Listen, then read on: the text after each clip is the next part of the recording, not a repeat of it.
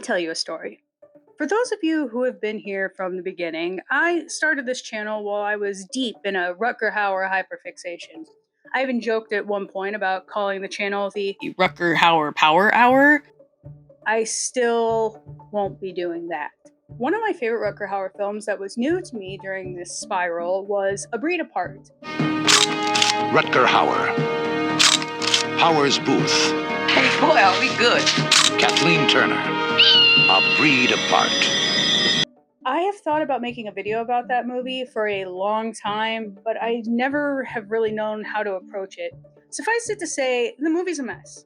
But one thing is messier than everything else. Editing Ashley here real quick to correct something that I said wrong when I was describing what happens in A Breed Apart. What it actually is that there is an entire court case that is just done in a voiceover line. See here.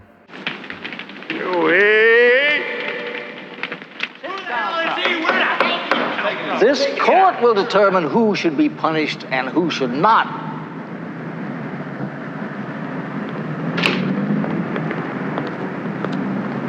Charlie?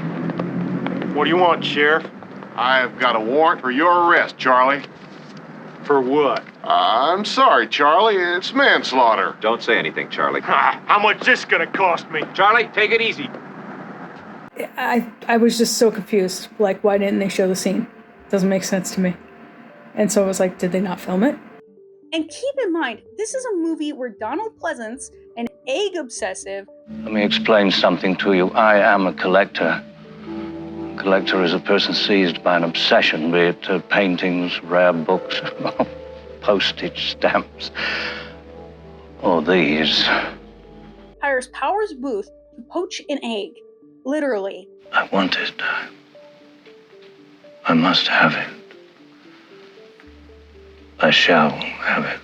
That egg is on Rutger Hauer's private island. Powers Booth pretends to befriend Rutger to get closer to the egg. The two of them end up in a love triangle with Kathleen Turner. You bring him over? What do you mean, them? You mean Adam and me? I'm letting you stay a couple of days, and pretty soon you're selling tickets. And on top of that, there are just regular redneck poachers wandering around. Well, Huey, is he dead? Yeah, I think so. It would take a lot for me to be bothered by a plot hole in this movie.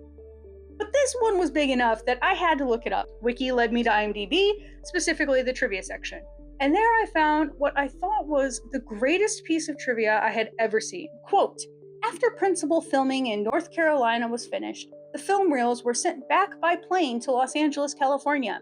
1 reel out of 4 never arrived, so the movie was substantially reorganized around the missing scenes, which were shot out of order. This partly explains why some subplots are incomplete and Jim Malden has no backstory. Now, I come from a time when IMDb felt industry-backed.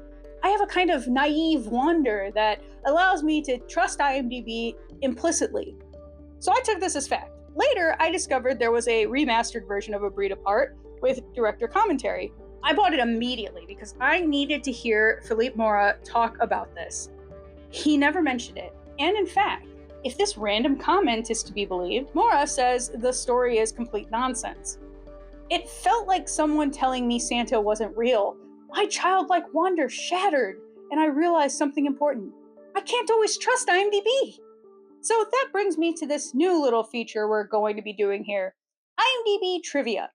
I had the idea for this project well over a year ago, and honestly, I didn't write down exactly how I was going to choose which movie to cover beyond knowing it would involve some kind of randomizer. I think it's the one on movierankings.net.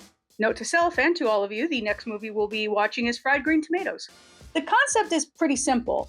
Pick a movie at random, check the IMDb trivia and errors section for anything interesting, then back it up with evidence.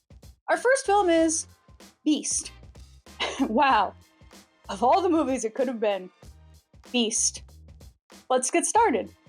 I'm not going to cover everything on the IMDb page. Trivia like what the lions' names mean or exactly where the film was shot. That's cool information, but it doesn't make me stop and go, is that so? With that said, one piece of trivia that stood out was this.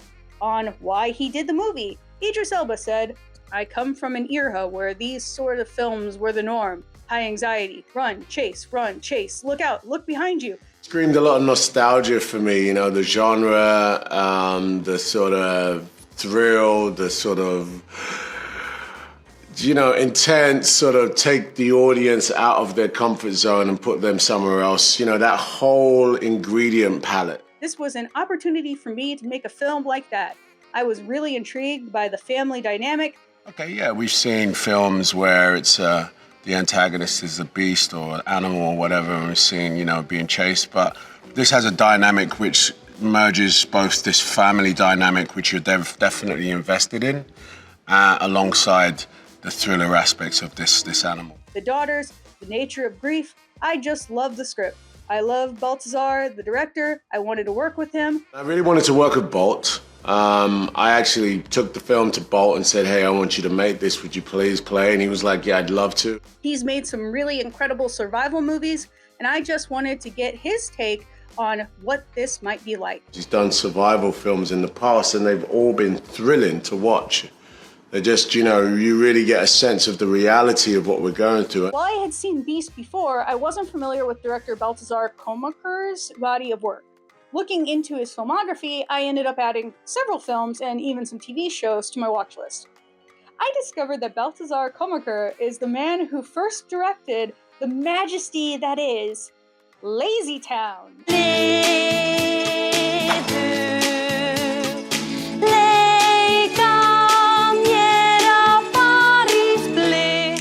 I'd like to believe secretly that this is the real reason that Elba wanted to do the film. Drama! Another piece of trivia, Idris Elba's daughter auditioned for a role in this movie and didn't get it. Not only is that true, it is hilarious. Interestingly enough, my daughter auditioned for this role. She wants to be an actress, and she auditioned. And, you know, it came down to chemistry in the end. You know, my she daughter was actually and very good. She was great, but yeah. the relationship in the film and the relationship between my daughter the chemistry wasn't right for film. Weirdly enough, she didn't. My daughter didn't talk to me for about 3 weeks. Wow, so, you know, it's cool. Next up, although all of the animals that appear in the film are computer generated, shocking, I know. Director Balthazar Komaker decided to have a real lion brought to the set one day so he could better understand how to realistically capture it with CGI. Naturally, this led to the lion escaping, because of course it did. Influence. The film owes a lot to Jurassic Park and the film Orca. Side note, I watched Orca because of this piece of trivia, and it is now firmly in my top 5 man vs. Beast movies of all time. Please watch it. It is so good. You see an orca hanging around here any length of time drives our fish away. That's our livelihood. You understand. The Jurassic Park homages go even further than just vibes. At one point, daughter Mare is literally wearing a Jurassic Park tank top. Okay. You just said No, that. I know I just said that. I just A very intentional wink, wink, nudge, nudge. And of course, there's the scene where the family is trapped in a Jeep that starts sliding towards a cliff before eventually crashing down below. Don't hit the man!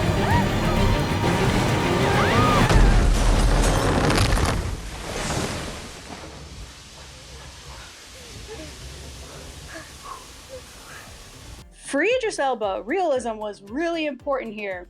He's talked about how difficult the climactic fight with the CGI lion was, not just because he was essentially fighting stunt performers in motion capture suits. In this, we fight a lion, but obviously we're not. We're fighting a stunt performer with a mask on and stuff. And the marriage between what the animators need to see and film, what you actually have to do in order to put that together was really like different from what I've done before. Because he was trying to achieve something very specific. He was aiming for the level of realism in Leonardo DiCaprio's bear fight in The Revenant. As Elba put it, quote, the bear sequence that Leonardo does is really realistic and is sort of a benchmark in terms of what we want to achieve for the audience. Because everyone who watched that was horrified, end quote. Fiction? According to IMDb, the working title of the film was Lion Puncher, supposedly because Idris Elba punches a lion at the climax of the film. I can't find any evidence of this anywhere else, but I do happen to know quite a bit about working titles, or at least code names. from my time in the trailer industry, including for several Marvel films. So maybe someone with inside knowledge tossed this little tidbit on IMDb. That said, I'm guessing it was never the actual title of the film. And finally, the last trivia claim, on-screen body count 20. I checked the usual body count websites and I couldn't find any entries for Beast, so I counted them myself.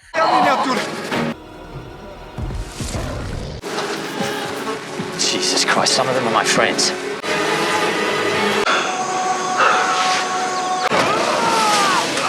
Me!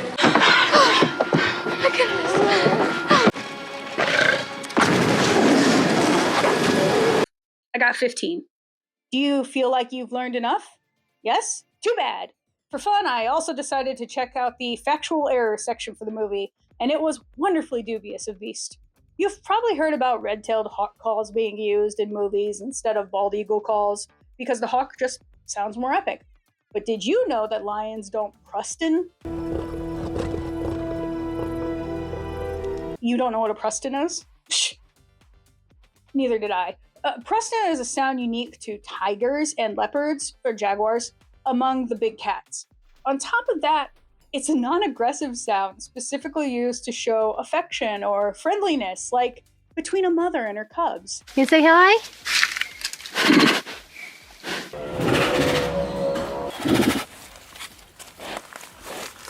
Knowing that while I was rewatching the movie made the scene where the titular Beast does prustin hilariously adorable. Oh, does Mr. Lion just want to be friends? The factual errors also point out something that bugged me on my initial viewing. These crocodiles. They're never seen again, despite the fact that multiple bleeding people are repeatedly hanging out in what is very clearly their hunting ground. I'm in a bad way, bro. But finally, and most importantly, there is no way that Nate survives the final encounter with the lion.